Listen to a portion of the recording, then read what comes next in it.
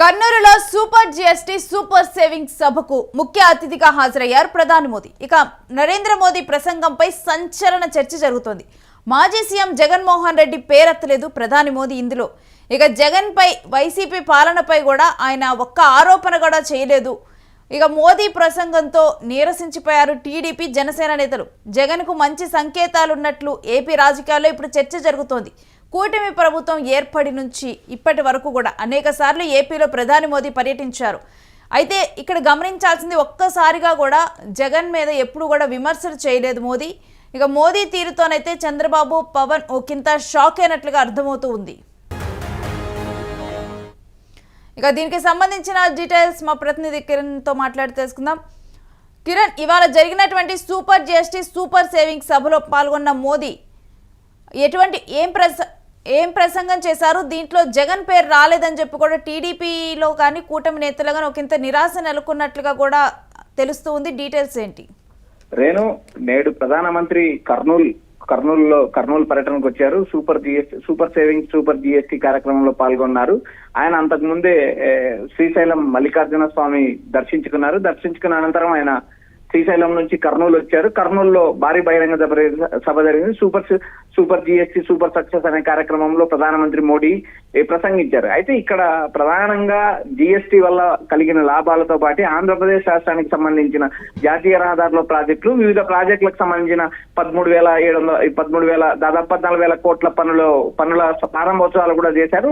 జాతీయ రహదారులకు సంబంధించి కేంద్ర ప్రభుత్వం విరివిగా నిధులు ఇస్తుందంటూ కూడా ఆయన ప్రసంగించారు. అంతేకాకోకుండా ఏదైతే జీఎస్టీ వల్ల కలిగే లాభాలు కూడా దేశవ్యాప్తంగా ప్రచారం చేసే భాగంలో కూడా ఆంధ్రప్రదేశ్ లో కూడా పర్యటించారు. అందులో ఈ సభను టీడీపీ కూటమి పార్టీలు ఘనంగా నిర్వహించాయి. అంతేకాకుండా భారీ జన సమీకరణను తరలించి ప్రధానమంత్రి మోడీ సభను అత్యంత ప్రతిష్టాత్మకంగా నిర్వహించాయి. సభను సక్సెస్ చేశాయి. అయితే ఈ సభలో ఎక్కడ కూడా టీడీపీ కూటమిలో ఉన్న బీజేపీ గాని, టీడీపీ నేతలు గాని, జనసేన నేతలు గాని ఊహించినట్టు ప్రధానమంత్రి నరేంద్ర మోడీ ఆంధ్రప్రదేశ్ మాజీ ముఖ్యమంత్రి జగన్మోహన్ రెడ్డి పైన ఒక్క వ్యాఖ్య కూడా చేయలేదు. గత ప్రభుత్వం చేసిన పనులను గాని, గత ప్రభుత్వం చేసిన వ్యవహారాల పైన గాని ఆయన ఎక్కడ కూడా ఆద్యాంతం ఈ సభ జరిగినంతసేపు కూడా జగన్మోహన్ రెడ్డి పేరు ఎక్కడా ఎత్తిన పరిస్థితి లేదు. దీంతో ఏదైతే టీడీపీ జనసేన నేతలు ఆశించినట్టు ప్రధానమంత్రి నరేంద్ర మోడీ జగన్ పై వ్యాఖ్యలు చేయకపోతే దాదాపు ఈ సభలు దాదాపు నిరాశ నిస్పృహలు అలుపుకున్నాయని కూడా ప్రచారం జరుగుతుంది. రేణు, ఇక గత సభల్లో లాగానే ఈసారి కూడా మోదీ ప్రసంగం ముగిసింది అనుకోవాలి. ఎందుకంటే గత సభల్లో కూడా ఎప్పుడు కూడా జగన్ ను ఉద్దేశించి కూడా మోదీ మాట్లాడలేదు కూటమి ప్రభుత్వంలో ఉన్న తర్వాత. రేణు, ఈ టీడీపీ కూటమి ప్రభుత్వం వచ్చి దాదాపు 16 నెలల కాలం అయింది. ఈ 16 నెలల కాలంలో వైఎస్ఆర్సీపీ అధినేత జగన్మోహన్ రెడ్డి ఏ రోజు కూడా ప్రధానమంత్రి మోడీ అపాయింట్మెంట్ కోరలేదు, కలిసిన పరిస్థితి లేదు. అయితే పరిస్థితులను బట్టి, అవకాశాలను బట్టి మోడీతో అత్యంత సన్నిహితంగా మెలిగేవారు. అయితే ప్రధానమంత్రి ఏదైతే కేంద్ర ప్రభుత్వానికి అవసరం వచ్చిన ప్రతిసారి తనకు సంబంధించిన 7 రాజ్యసభ సభ్యుల మద్దతు ఇచ్చేవారు. 4 లోక్సభ సభ్యులు కూడా ఏదైతే పార్లమెంట్ లో బిల్లులకు కూడా వైఎస్ఆర్సీపీ మద్దతు ఇచ్చేది. ఈ మద్దతును బేస్ చేసుకుని అంతకు ముందు కూడా ఏ రోజు గతంలో వైసీపీ అధికారంలో ఉన్నప్పుడు కానీ, వైసీపీ అధికారం కోల్పోయిన ఈ 16 నెలల్లో కానీ ఏ రోజు కూడా జగన్మోహన్ రెడ్డి మీద ప్రధానమంత్రి మోడీ విమర్శించేది. ఈ విమర్శలు చూసినప్పుడు, ఈ పరిణామాలు చూసినప్పుడు మోడీకి జగన్ కి అత్యంత సన్నిహిత సంబంధాలు ఉన్నాయని ఎవరైనా భావిస్తారు.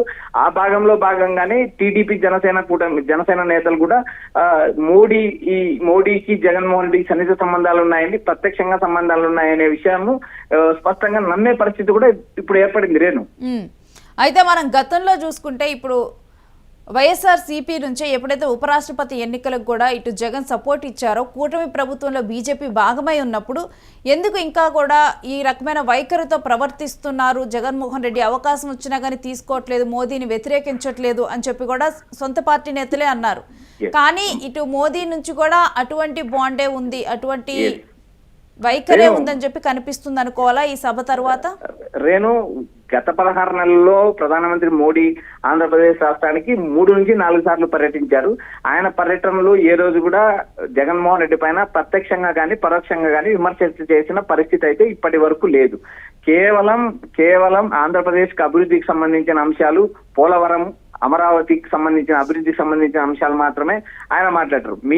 అదే విధంగా వైఎస్ఆర్సీపీ నేతలు ఏదైతే పార్టీలో భావించినట్టు మోడీ పైన అవకాశాలు వచ్చినా కూడా జగన్మోహన్ రెడ్డి విమర్శించలేదు అనే విషయం పలు రకాలుగా చర్చ జరిగింది. ఈ చర్చలు జరిగిన సందర్భంలో కూడా జగన్మోహన్ రెడ్డి గతంలో అధికారంలో ఉన్నప్పుడు కావచ్చు, అధికారంలో లేనప్పుడు కావచ్చు, ఆయన వ్యాఖ్యానించిన మాటలు ఒకటే ప్రచారం జరుగుతుంది. ఎందుకంటే మోడీ నాకు రాజకీయాలకు అతీతంగా మా బంధం కొనసాగుతుందంటే జగన్మోహన్ రెడ్డి గతంలోనే ప్రకటించారు. ఆ ప్రకటనకు అనుగుణంగానే ఆయన కట్టుబడి ఉన్నారు. జగన్మోహన్ రెడ్డి ఏ రోజు మోడీ పైన విమర్శలు చేయలేదు, మోడీ కూడా జగన్మోహన్ రెడ్డి పైన విమర్శలు చేయలేదు. వీరిద్దరి మధ్య ఖచ్చితమైన బాండింగ్ ఉంది అనేది ప్రచారం జరుగుతుంది. అంతేకాకుండా రీసెంట్ గా జరిగిన ఒక వ్యవహారం కూడా తీవ్ర హాట్ టాపిక్ అయింది. అటు టీడీపీ కూటమిలో ఇది విపరీతమైన చర్చ నడుస్తుంది. ఎందుకంటే వైఎస్ఆర్సీపీకి సంబంధించిన ఎంపీ మిథున్ రెడ్డిని ఐక్యరాజ్య సమితి కూటమికి వెళ్లే ప్యానల్ చైర్మన్ గా ఉన్న పురంధేశ్వరి టీంలో కూడా మిథున్ రెడ్డి సభ్యుడయ్యారు. ఎందుకంటే టీడీపీ కూటమిలో ఉన్న టీడీపీ కానీ, బీజేపీ కానీ, టీడీపీ కానీ, జనసేనలు కానీ దాదాపు 18 మంది ఎంపీలు ఉన్నా కూడా వారికి ఎవరికి కూడా అవకాశం రాలేదు. కేవలం బీజేపీ నుంచి పురంధేశ్వరికి, వైసీపీ నుంచి మిథున్ రెడ్డికి మాత్రమే అవకాశం ఇచ్చారు. మిగిలిన జనసేన నుంచి కానీ, టీడీపీ కుటుంబం నుంచి అవకాశం లేదు. దీనిపైన కూడా విస్తృతంగా చర్చ జరిగింది. ఈ చర్చ జరిగిన సందర్భంలో టీడీపీ కూటమికి సంబంధించిన కొంతమంది ఎంపీలు ఏదైతే బీజేపీ కీలక నేతలను కలిసి ఈ పరిస్థితి ఏంటని అడిగారని సమాచారం వినిపిస్తుంది. ఈ సమాచారం పైన జగన్మోహన్ రెడ్డితో మాకున్న అనుబంధంతో మీకు సంబంధం లేని వ్యవహారం అంటూ బీజేపీ నేతలు రుసరుసలాడినారని కూడా మీడియాలో పలు రకాలుగా చర్చలు నడిచాయి. రేణు, అయితే కిరణ్, ఇప్పుడున్నది కనుక చూస్తే ప్రస్తుతం ఉన్న రాజకీయ ఈక్వేషన్స్ కానీ వీటి వల్ల కానీ జగన్మోహన్ రెడ్డి మోడీకి దూరంగా ఉంటున్నారు తప్పితే వీళ్ళిద్దరి మధ్యలో గతంలో జగన్మోహన్ రెడ్డి అధికారంలో ఉన్నప్పుడు ఏ విధమైన బాండింగ్ అయితే ఉందో అదే రకమైన బాండింగ్ ఇంకా కొనసాగుతుంది అనే చూడాలా?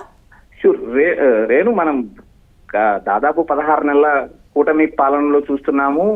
జగన్మోహన్ రెడ్డిని విమర్శలు కేవలం ఆంధ్రప్రదేశ్ లో ఉన్న బీజేపీ నేతలు, టీడీపీ నేతలు, జనసేన నేతలు మాత్రమే విమర్శలు కురిపిస్తున్నారు. జాతీయ స్థాయిలో ఉన్న ఏ నేత కూడా జగన్మోహన్ రెడ్డి పైన ఎదురుదాడి చేయలేదు. రాష్ట్రానికి వచ్చారా, ఏ అభివృద్ధి పనుల మీద శంకుస్థాపనలు చేశారా, వచ్చామా వెళ్ళామన్న రీతిలో పరిస్థితి కొనసాగుతుంది తప్పితే ఏ నాయకుడు కూడా జగన్మోహన్ రెడ్డి పైన డైరెక్ట్ గా విమర్శలు చేసిన పరిస్థితి బీజేపీ నేతల్లో లేదు.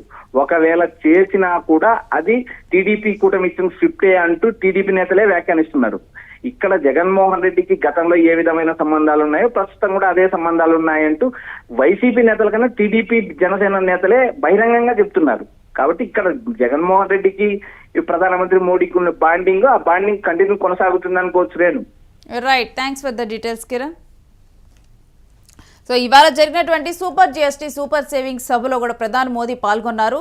ఇక దీనికి ముందుల భ్రమరాంబ మల్లికార్జున స్వామివారిని దర్శించుకున్నారు. ఆలయంలో ప్రత్యేక పూజలు చేశారు ప్రధాని మోదీ. అయితే ఇక్కడ ఈ సభలో పాల్గొన్న తర్వాత కూడా, ఇక్కడ సభలో ప్రసంగించిన తర్వాత కూడా ఇక్కడ కూటమి ప్రభుత్వంలో బీజేపీ భాగమైంది. ఇక ప్రతిపక్షమైనటువంటి వైఎస్ఆర్సీపీ కానీ, దాని అధినేత జగన్మోహన్ రెడ్డి కానీ వీళ్ళ గురించి కానీ మోదీ ఎటువంటి వ్యాఖ్యలు కూడా చేయలేదు. సో ఇక్కడ ఈ అంశం కూడా చాలా హైలైట్గా నిలుస్తూ ఉంది. उत्तर प्रदेश की क्षमताओं की उपेक्षा करके पूरे देश का नुकसान किया था। जो राज्य पूरे देश को आगे लेकर जा सकता था, उसे खुद अपने विकास के लिए संघर्ष करने की नौबत आ गई।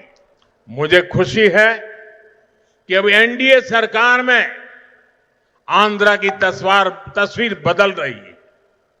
आंध्र प्रदेश चंद्रबाबू जी के नेतृत्व में आत्मनिर्भर भारत की नई ताकत बन रहा है। आंध्र में मैन्युफैक्चरिंग तेजी से बढ़ रही है। మనకి ప్రధానమంత్రి గారిని ఒకటే ఒక పదంతో పిలుస్తాం, కర్మయోగి. ఏ ఫలితాలు ఆశించకుండా దేశ సేవే పరమావధిగా ఆయన ఆలోచిస్తూ ఎలాంటి లాభాపేక్ష లేకుండా కేవలం ధర్మాన్ని పట్టుకొని డ్యూటీని, కర్మని ఏమాత్రం ఆశించకుండా చేస్తున్న అలాంటి వ్యక్తి మనం ఈ సమయంలో ఈ తరానికి వారు దిశానిర్దేశం చేసే విధంగా ప్రధానమంత్రి స్థాయిలో ఉండటం మనందరం చేసుకున్న అదృష్టం. One who performs duty with truth, righteousness and discipline without attachment to results and dedicates action to the protection of the motherland attains eternal glory. GST పన్నులు ఎప్పుడు పెరగడమే తప్ప ఇప్పుడు తగ్గవు. అలాంటి పన్నుల భారాన్ని మనకి మోదీ గారు వచ్చాక దాదాపు ప్రతి కుటుంబానికి సంవత్సరానికి ఇందాక సోదరు లోకేష్ గారు చెప్పినట్టుగా ఒక 20,000 రూపాయలు ఆదా చేసుకునే అవకాశం కలుగుతుంది. ఇది జిఎస్టిలో విద్య కానీ వైద్యం ఖర్చులకు భారం నుంచి సామాన్యులకు ఉపశమనం కలిగిస్తుంది. ఆరోగ్య బీమా, జీవిత బీమా.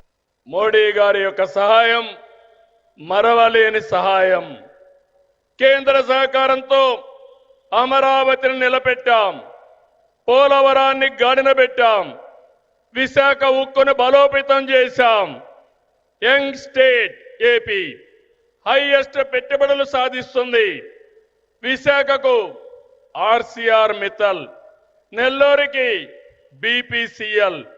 ఇప్పుడు విశాఖలో 15 బిలియన్ పెట్టుబడితో గూగుల్ ఏఐ డేటా సెంటర్ వచ్చిందంటే అది నరేంద్ర మోడీ గారు చూపించిన చొరవ, మన అదృష్టం అని చెప్పి మరొకసారి విజ్ఞప్తి చేస్తున్నా. అందుకే సెమీ కండక్టర్ యూనిట్ మన రాష్ట్రానికి ఇచ్చారు.